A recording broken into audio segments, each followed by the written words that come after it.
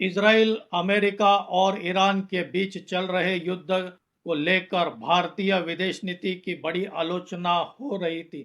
खास तौर पर जब ईरान के supreme leader ayatollah Ali Khamenei की इस हमले में मौत हो गई। इसके बावजूद भारत ने कोई शोक संदेश नहीं दिया, कोई बयान नहीं दिया।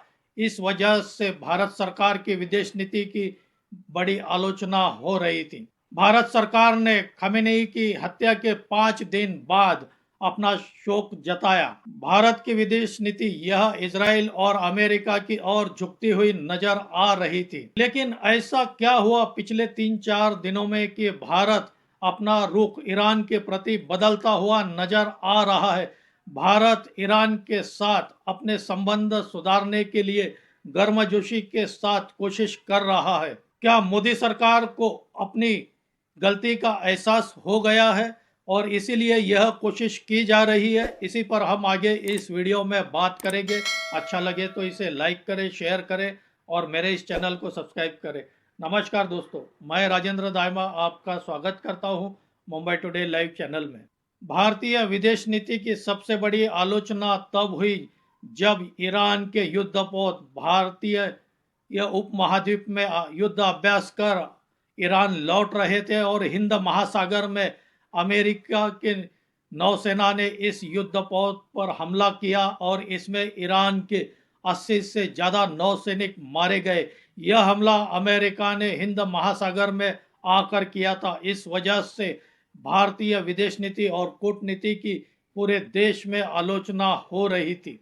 दूसरी ओर ईरान भी मजबूती के साथ अमेरिका का प्रतिकार कर रहा है, अमेरिका पर पलटवार कर रहा है। शायद अमेरिका और इजराइल ने भी सोचा नहीं था कि ईरान इतना ज़बरदस्त पलटवार करेगा।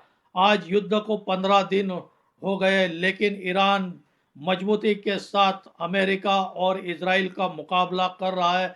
अमेरिका और इजराइल का डट कर सामना कर रहा है। भारत का 80% गैस, खासकर रसोई गैस, यह स्ट्रेट ऑफ हार्मोज से आता है और इस वजह से भारत में रसोई गैस को लेकर बड़ी किल्लत नजर आ रही थी। और शायद इसी वजह से मोदी सरकार के भी समझ में आ गया कि जल्द ही स्ट्रेट ऑफ हार्मोज का हल नहीं निकाला गया तो भारत में बड़ी चुनौतियों का सामना मोदी सरकार को करना पड़ सकता है, क्योंकि आने वाले कुछ महीनों में भारत में 5 राज्यों के चुनाव भी होने हैं। और युद्ध के तीसरे चौथे दिन से ही देश में खबरें आ रही थी रसोई गैस की कमी को लेकर। कई शहरों में बड़ी बड़ी लाइनें नजर आ रही थी। दूसरा प्रमुख कारण यह भी है कि भारत गैस, एलपीजी और रसोई गैस का भंडारण यह 2 दिनों तक ही कर सकता है, इतनी ही हमारी कैपेसिटी है।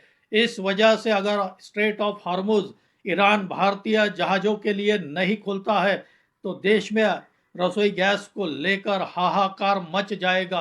कई शहरों में तो होटल अभी से बंद कर दिए गए हैं। देश के सामने खड़ी इस सबसे बड़ी चुनौती को भांपते हुए प्रधानमंत्री नरेंद्र मोदी ने खुद विदेश नीति की कमान अपने हाथ में संभाली और अभी 3-4 दिन पहले ही प्रधानमंत्री नरेंद्र मोदी ने ईरान के राष्ट्रपति पेजेश्कियन से बात की और इसके बाद हमारे विदेश मंत्री एस जयशंकर ने ईरान के विदेश मंत्री अब्बास अराक्ची से भी 2 बार फोन पर बातचीत की। प्रधानमंत्री नरेंद्र मोदी ने ईरान में हो रहे इस युद्ध की वजह से नुकसान के प्रति चिंता जताई। साथ ही प्रधानमंत्री ने ईरान में अमेरिकी हमले में मारे गए स्कूली बच्चों के प्रति भी शोक जताया और इसके बाद भारत और ईरान के बीच, दोनों देशों के बीच संबंध सुधरते हुए नजर आ रहे थे।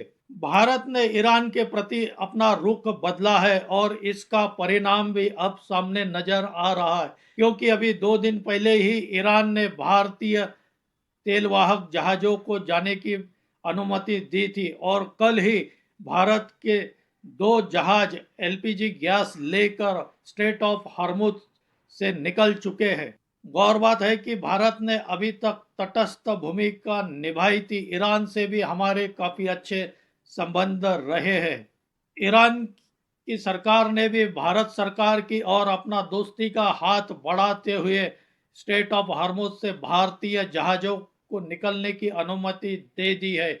यह एक तरह से भारतीय कूटनीति की बहुत बड़ी जीत है और भारत के बदलते हुए रुख को दर्शाता है। युद्ध के इस समय हर देश अपने नागरिकों के हितों का ध्यान रखता है और यही आज भारत कर रहा है।